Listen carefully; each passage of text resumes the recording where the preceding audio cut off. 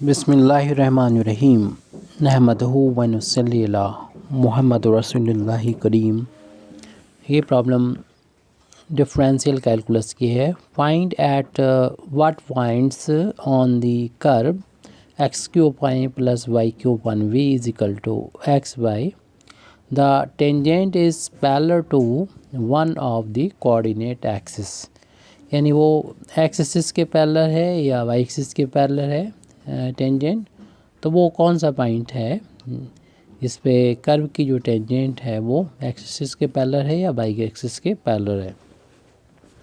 तो सबसे पहले तो हम the given equation of curve लिखेंगे। The given equation of curve curve है X cube upon A plus Y cube upon B is equal to X by.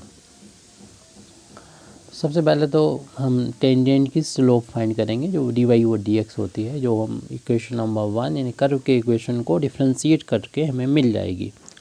तो differentiating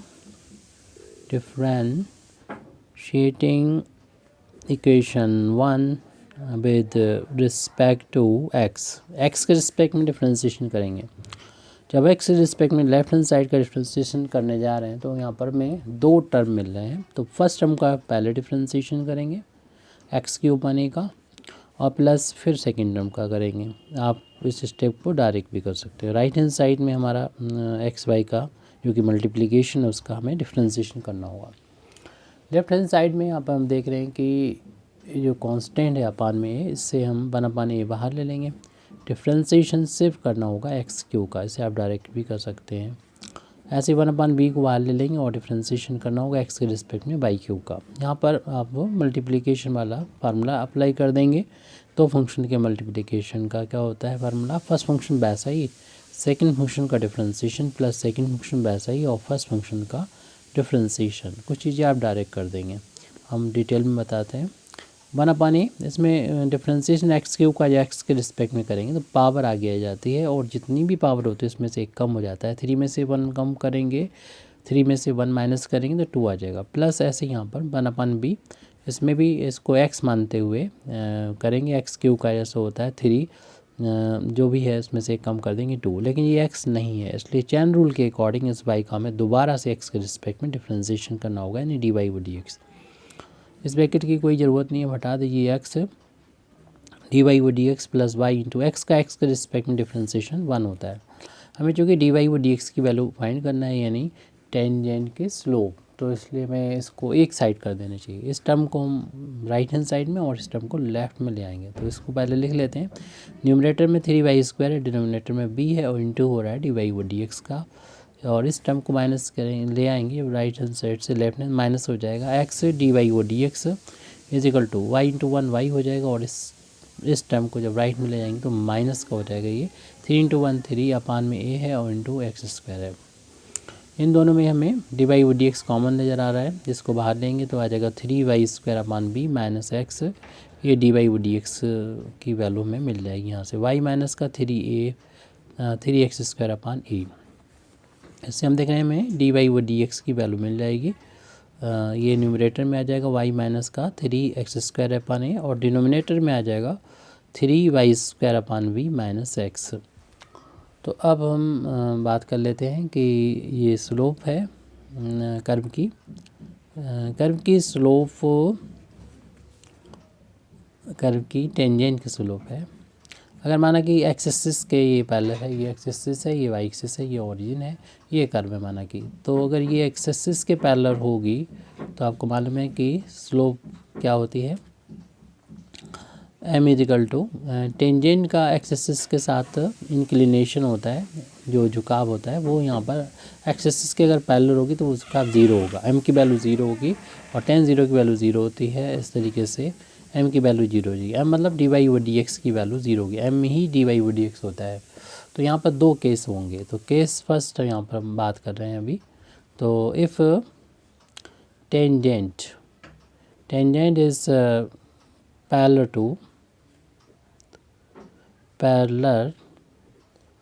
to X axis, जब X axis के parallel होती है तो अब हमें dy/dx की जो वैल्यू मिली है वो 0 के बराबर हो जाएगी। dy/dx की वैल्यू भी सॉल्व की थी, उसको यहाँ पर लिखेंगे। इसमें न्यूमरेटर और डिनोमिनेटर था, उसको रखेंगे।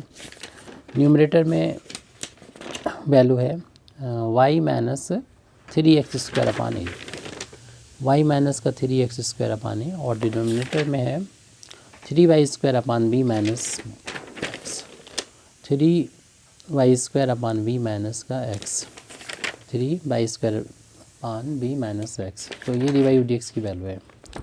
अब इस डिनोमिनेटर को जब हम राइट हैंड साइड में ले जाएंगे तो उधर जाके 0 में मल्टीप्लाई होकर 0 हो जाएगा। सिर्फ ये बचेगा हमारे पास y माइनस का 3x² अपान ए, और इधर जाके 0 हो गई है। अब इसको उधर पहुंचा दें, y की वैल्यू यानी निकाल लें, तो 3x² अपान ए हो जाएगी। ये y की वैल्यू तब मिली है हमको इन टर्म्स ऑफ x, जबकि मान के चले हैं कि हम जो टेंजेंट ले रहे हैं वो एक्सिस के पैरेलल है किसी पॉइंट पर, उस पॉइंट के जो कोऑर्डिनेट हैं x' वो हमको फाइंड करना है। अब ये वाला पॉइंट के जो x कोऑर्डिनेट और y कोऑर्डिनेट के बीच में रिलेशन मिल गया है, क्योंकि ये वाला पॉइंट जो है वो कर्व पर भी लाई करता है, तो कर्व के इक्वेशन को यानी इक्वेशन नंबर 1 को सेटिस्फाई करेगा। तो इक्वेशन नंबर 1 में y की जगह पर ये पुट कर देंगे। तो वहाँ पर जब पुट करेंगे इक्वेशन नंबर 1 में y की जगह पर, तो x³ अपान ए पहला टर्म है, दूसरा टर्म है y³ अपान b है, और इक्वल टू xy। तो यहाँ पर y की वैल्यू रख देंगे, पुट कर देंगे।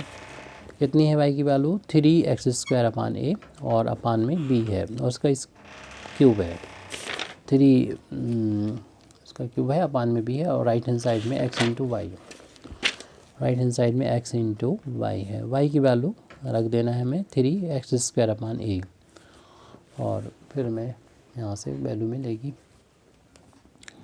तो x³ अपान ए प्लस का ब्रैकेट ओपन करेंगे, तो यहाँ पर 3 का क्यूब हो जाएगा, अपान ए का क्यूब हो जाएगा, और यहाँ पर x² का भी क्यूब हो जाएगा, अपान में b इजिकल टू 3 अपान ए पहले लिख लिया, और x की बार 1 पावर और 2 पावर 3 पावर हो जाएगी। तो इससे हम लिख सकते हैं x³ अपान ए प्लस का 3 का क्यूब 27 हो जाएगा, और अपान ए क्यूब को हम यहाँ पर नीचे लिख देंगे, b पहले से नीचे है, और इस पावर को इंटरचेंज कर सकते हैं, क्यों ब्रैकेट हटाते हैं, ब्रैकेट के अंदर और बाहर की पावर का मल्टीप्लिकेशन हो जाता है, तो उसको हम दोबारा से इस तरीके से लिख सकते हैं, 3 पावर अंदर कर लिए 2 बाहर। ऐसा हमने क्यों किया अभी पता चल जाएगा। 3 अपान ए x³। अब इस टर्म को हम लेफ्ट में ले आएंगे, उससे पहले हम सबसे पहले इस वाले टर्म को लिख देते हैं 27 अपान a³ b, और x की पावर 3 का स्क्वायर, और प्लस का x³ अपान ए, इसको उधर ट्रांसपोज करेंगे, माइनस को हो जाएगा 3 अपान ए x³, राइट हैंड साइड में 0 है। ये x³ हमारा हर एक टर्म में आ रहा है, तो हम इसको कुछ मान लेते हैं अपनी आसानी के लिए। x³ को यहाँ पर हम k मान लेते हैं, तो ये वैल्यू हो जाएगी 27 अपान a³ b k² प्लस का k अपान ए माइनस का 3 अपान ए, और x³ को हमने k माना इक्वल टू 0। अब इसमें से देखने लाइक टर्म है ये कि 1 पावर है, तो इनको आपस में माइनस भी कर लिया जाएगा।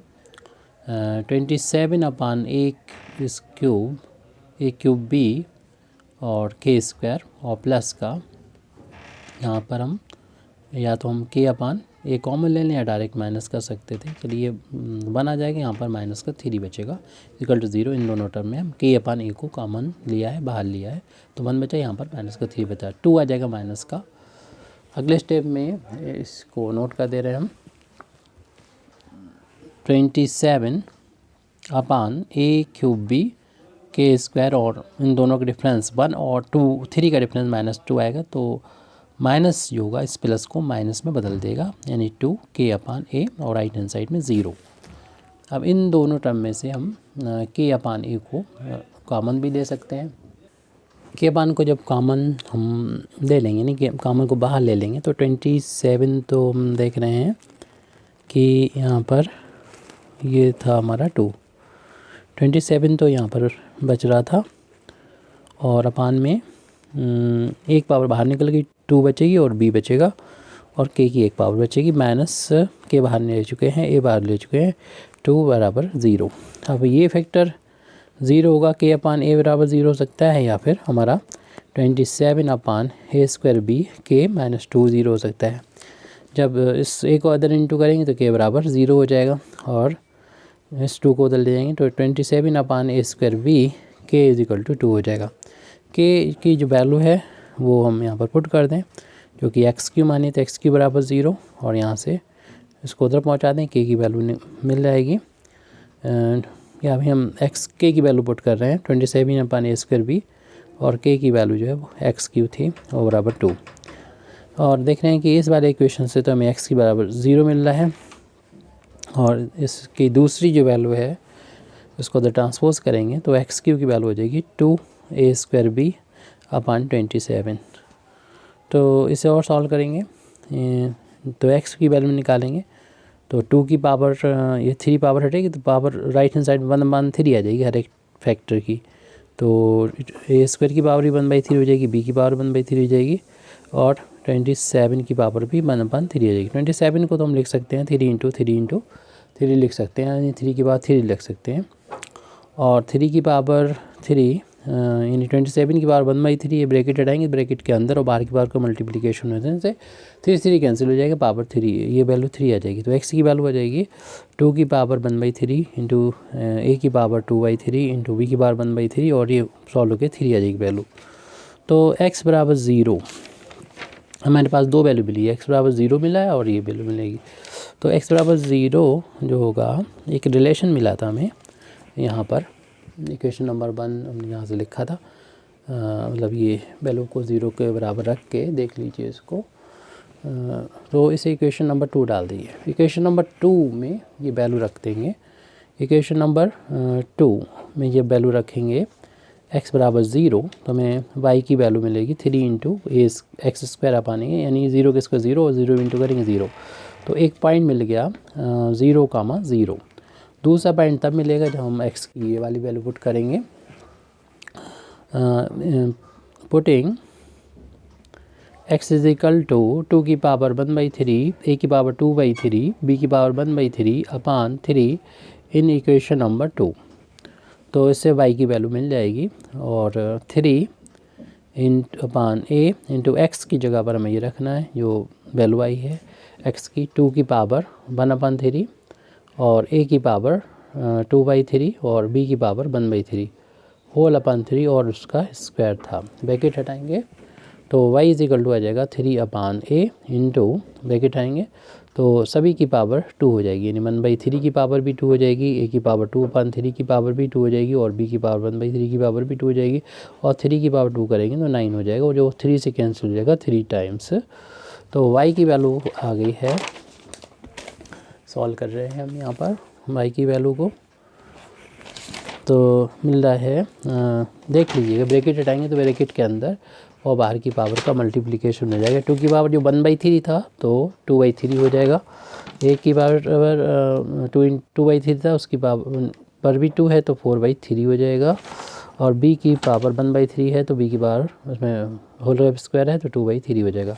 डिनोमिनेटर में हमारा 3 बचा हुआ है और ये पहले से था, तो a की जो यहाँ पर एक पावर है उसमें ऊपर जो है 4/3 पावर, उसमें से एक पावर माइनस हो जाएगी, यानी 4/3 में से जब 1 माइनस होगी क्योंकि डिवाइड हो रहा पावर माइनस हो जाएंगी, a को हम एक ही बार लिखेंगे तो y की वैल्यू आ गई 2 की पावर 2/3, और a की पावर कितनी बचेगी तो 4/3 में से 1 माइनस करेंगे, 1 करके एलसीएम ले लेंगे, 3 1 का इधर इंटू हो जाएगा, 3 का उधर इंटू हो जाएगा, यानी 1/3 आ जाएगा, 1/3 आ जाएगा, और b की पावर जो है 2/3 है और अपान में ये 3 लिखा हुआ है। ये तो हमारी y की वैल्यू मिली है, तो इसलिए एक और पॉइंट मिल गया जब यानी ये सिचुएशन हो सकती है, एक तो ये पॉइंट में 0,0 मिला है और यानी कर्व, और दूसरा पॉइंट कुछ और हो सकता है जिस पे टेंजेंट ड्रॉ की जाए एक्स एक्सिस के पैरेलल, तो वो पॉइंट में मिल गया है।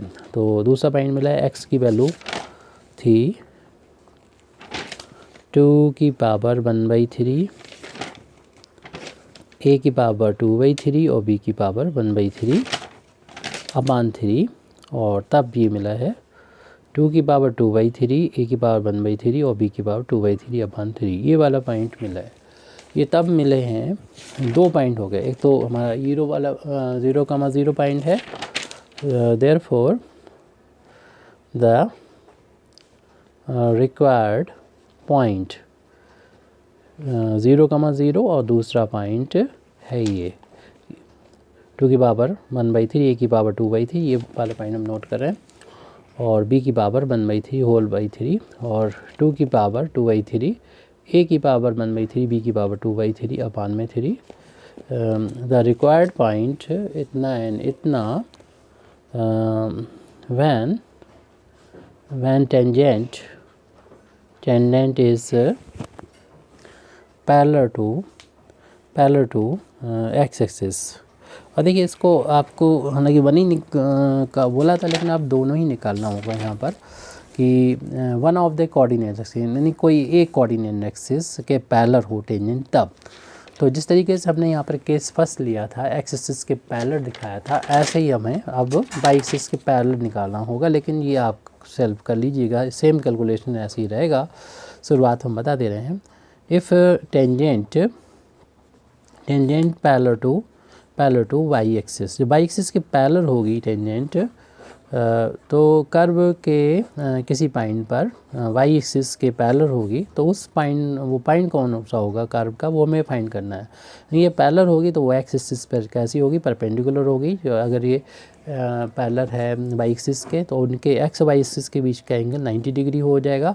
इस तरीके से जो स्लोप होती है, जो होती है dy/dx, और अगर हम इससे निकालते हैं एंगल से कि ये टेंजेंट का एक्स एक्सिस से कितना एंगल है, 90 डिग्री, और 1090 की जो वैल्यू है वो हम लोग जानते हैं इन्फिनिटी होती है, जिसको हम 1/0 लिख सकते हैं। और dy/dx की वैल्यू जो आपको मिली थी उसको यहाँ पर नोट करेंगे, यानी dy/dx की जो वैल्यू मिली थी पीछे हम देख ले रहे हैं यहाँ से, वो मिली थी y माइनस का 3x² और अपान में 3y² b माइनस x बराबर 0।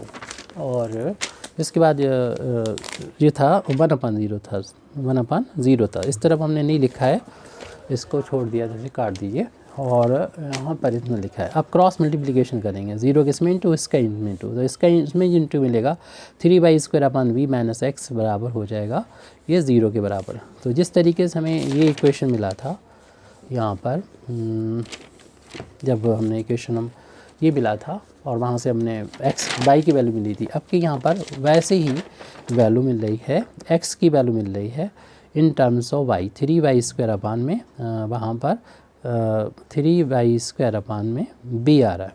तो a और b का रोल और x y का रोल आपस में बदला है।